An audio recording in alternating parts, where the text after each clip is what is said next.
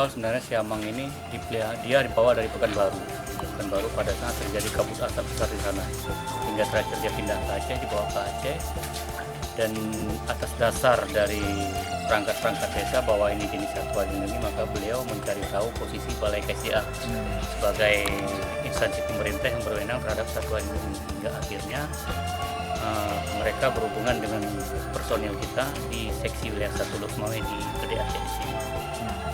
Dan akhirnya terjadi penyerahan pada tanggal 9 Agustus kemarin dari pemilik yang berinisial AY kepada pihak Balai KCA Aceh, dalam hal ini seksi wilayah 1 Losmawe.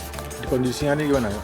Kondisi siamang dalam keadaan sehat, jenis kelamin betina, berumur lebih kurang sekitar 4 tahun. Ini untuk selanjutnya ini gimana ya? Untuk selanjutnya kita akan bawa ke Banda Aceh, diperiksa oleh dokter hewan, kemudian diajarkan lagi dia di karantina bagaimana cara dia hidup liar lagi ke alam, dan untuk kemudian setelah dia bisa beradaptasi dengan kondisi alam yang ada, akan kita lepas liarkan ke alam kembali pada habitat. Ada himbauan Pak kepada masyarakat yang memelihara hewan yang dilindungi?